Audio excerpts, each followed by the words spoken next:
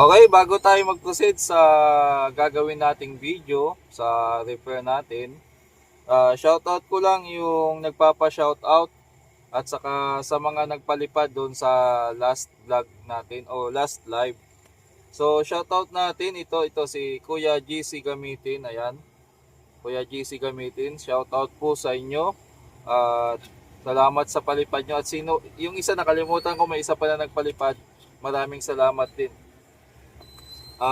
Gagawin natin ngayon ay amplifier na bagong bili lang ng mayari, mga mag-iisang taon pa lang.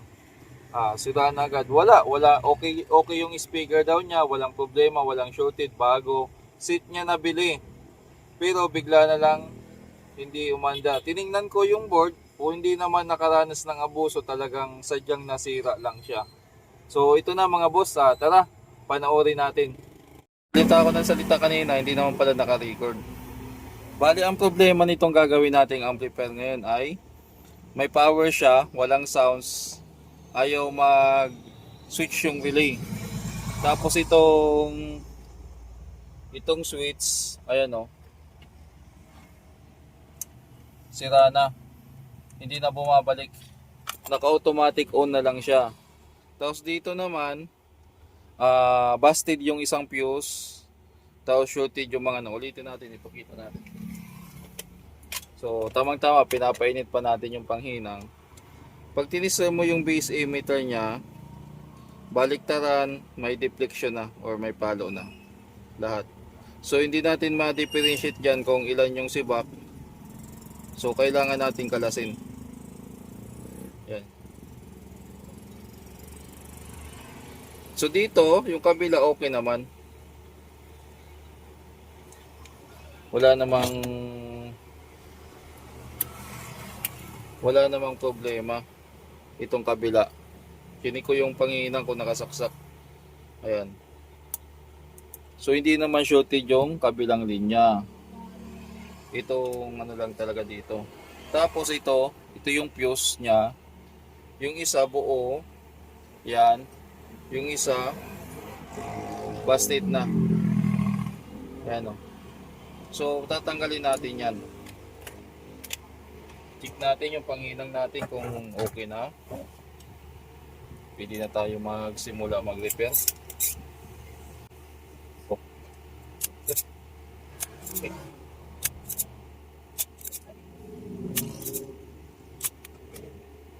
So ano ba? Gawin natin kung wala yung ayos na dito. Okay. Push. So sa kapag hindi na naman yung isa. Isa tatlo. Isa dalawa. Okay. Isa. Okay.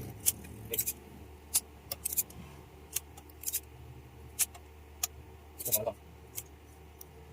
Saan natin yung nakakasal.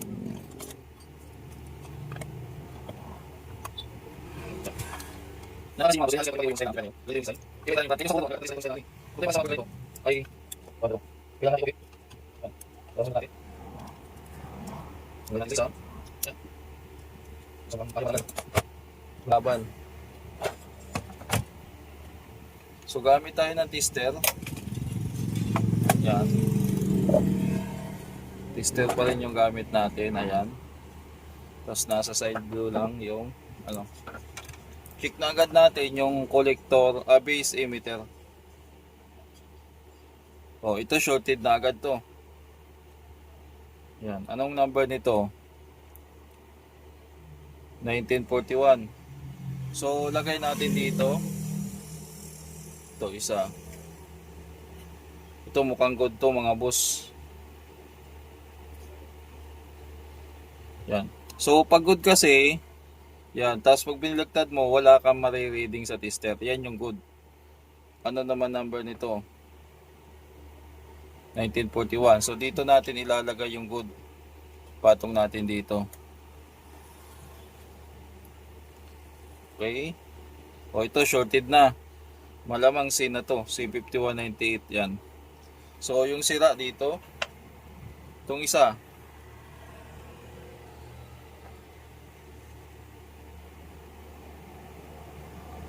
Tatlo mga busang sira, isa lang yung natira.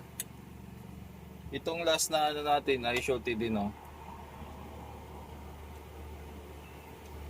Tatlo ang sira, plus yung fuse. So unahin muna natin paglagay ng bagong fuse. Ang fuse naman nito ay nandito banda sa kabilang side niya. Ayan, nasa alanganing sitwasyon yung fuse nito.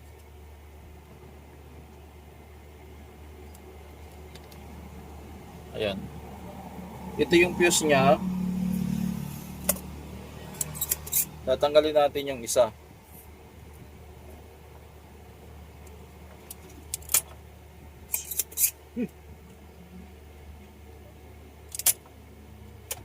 Ayaw matanggal.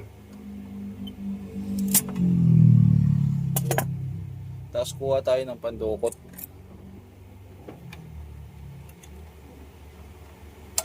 Ayun. So ito yung fuse niya mga boss na open. Init. Ayun, putok talaga. So palitan natin ng fuse yan. Kuha tayo ng fuse dito. Sana mayroon pa tayong pamalit. Naunahan ka, no?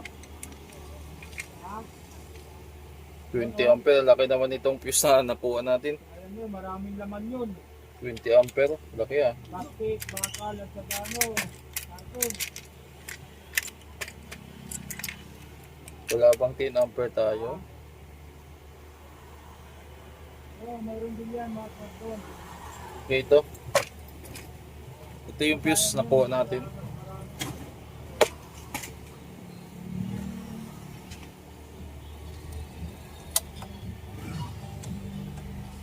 So unang gagawin natin dyan ay mag-check muna tayo ng bias.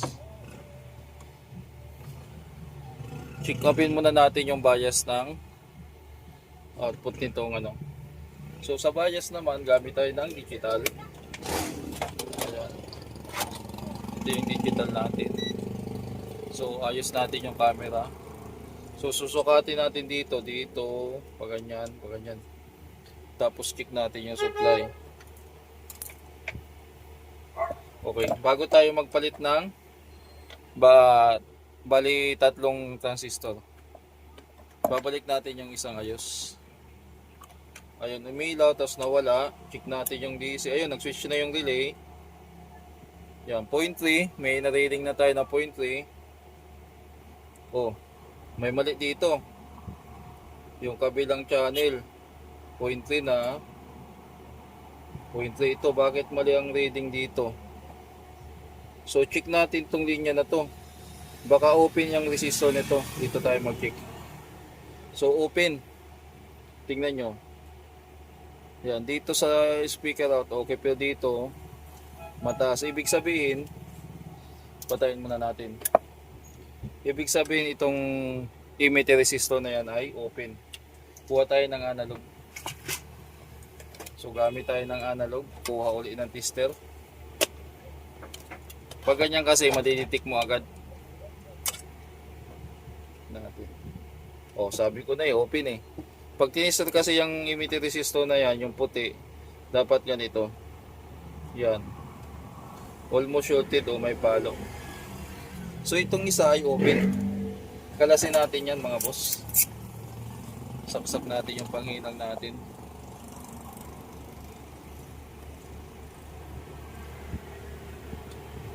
Sapsap natin yung panghinang. Painitin ko muna saglit kasi nabunot ko. Hindi, okay naman, mainit pa. Nabunot ko kasi kanina. Yan. Ibig sabihin, nadamay siya. Yan ang importante. Bago ka magpalit ng power transistor, double check muna. Pero minsan ako din nakakalimutan ko din yan na ano. Yan, ito yung ano. Nandito sa ilalim mga boss yung pinaka-resistor. Udukotin natin. Ayun. Ayun, nahulog na. Ayun.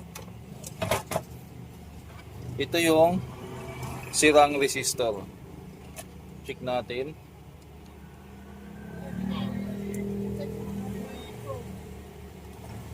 Malabo na tester. Open talaga. So gagawin natin, mag-provide tayo ng mga pyesa, ikabit natin, tapos i-testing na natin. Okay, isa lang yung natira na 1941. Kuha tayo ng resistor. Saan ba nakatago yung mga pyesa ko dito? Meron ba tayo ng 0.25? Ayun, meron tayong 0.25 na resistor. Bago. So, check natin. Pakita ko sa inyo yung tsura ng bago. Ano. So, kabit natin tong bago. Naku, alanganin. Medyo matagal to kasi hindi ko nakakalasin yung pag-aaralan ko. So, hahaba yung oras natin. I-figure out ko muna. Ayaw ko na kasing kalasin yung heatsink. Uubos yung oras natin kung ibibideo natin. Nakaano na pala tayo, 12 minutes. So, kabit ko na muna yung mga pyesa. Tapos mamaya, magpalit na rin tayo ng switch. Sa sunod na clip ay siguro magti-testing na lang tayo. Okay, mga boss? Okay. So, yung switch na ayos na natin. Ayan o. Mamaya pagpipindutin. Tapos ito na yung mga transistor dyan. Napalitan na natin.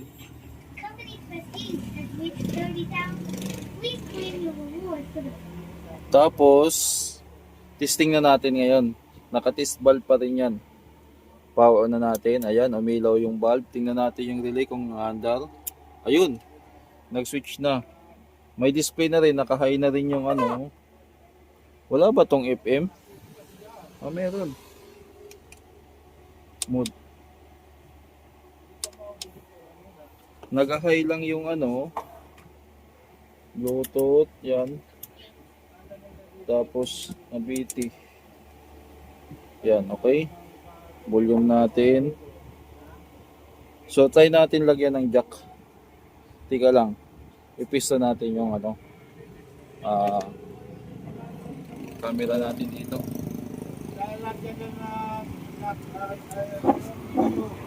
Yan, lagay natin dyan. Tapos, dami tayo ng audio. Audio muna. Yan. Speaker. Speaker dito. Ayan. Tapos jack. CD-BCD. CD-BCD. Tulong tayo.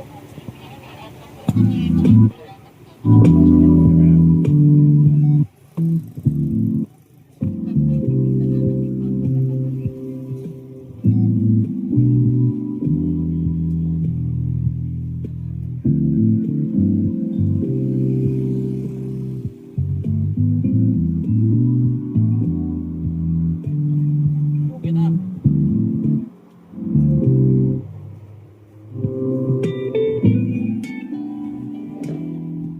So ayos na mga boss. May problema lang dito. Itong niya, i-consulta ko pa to sa may-ari. Hindi gumagana o nag-high lang. Ulitin natin baka nagtitrip lang siya.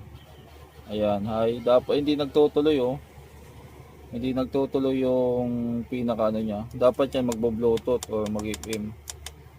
So check na lang natin yan. Okay na. So ang sira niya ito.